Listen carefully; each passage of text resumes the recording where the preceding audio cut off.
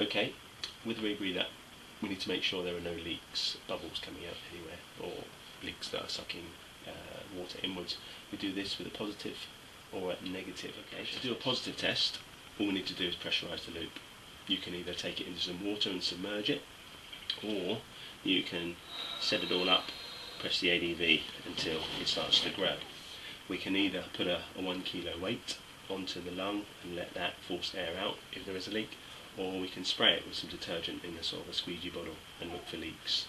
If you start to pressurise it, obviously don't go crazy, and you can look and listen for leaks. Most likely the leaks are going to be pinholes in the loop or some kind of leak around the bailout valve. Okey-dokey. Okay, the next one is the negative test, and that involves sucking all of the air out of it. You've got to have the tanks off, otherwise you can't get a negative test on it. You're going to suck all the air out of the mouthpiece, and then once you've sucked it all out, then you squeeze the convoluted hose, and then you try to close the loop. A bit of a juggling act, but here goes. Yeah.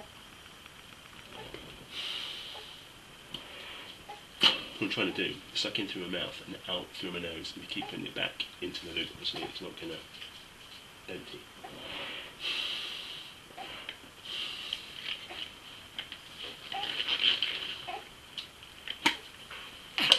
Okay, so we've sucked a negative in there, and you'll see the hoses start to get their shape, slowly, so there's a small leak in this unit.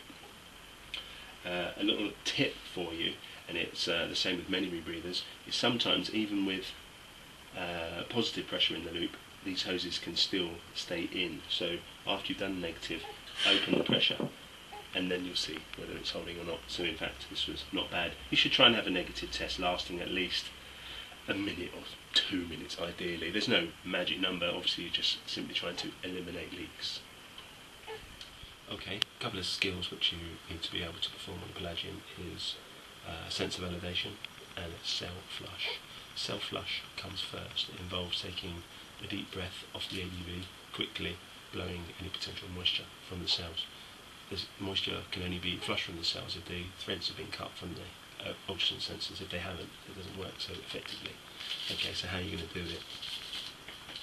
You need to breathe out everything first, and then take a rapid breath in.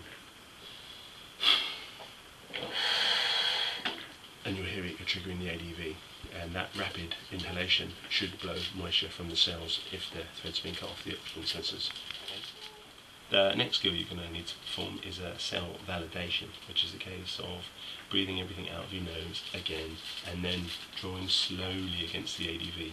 We're looking at the handset. If you know your fraction of oxygen, say 21% of it was air, and you're at 20 meters, 3 atmospheres times 21, you should see 0.63 in the handset or thereabouts, and it's a way that you can decide which of the cells are working correctly, and it looks something like this.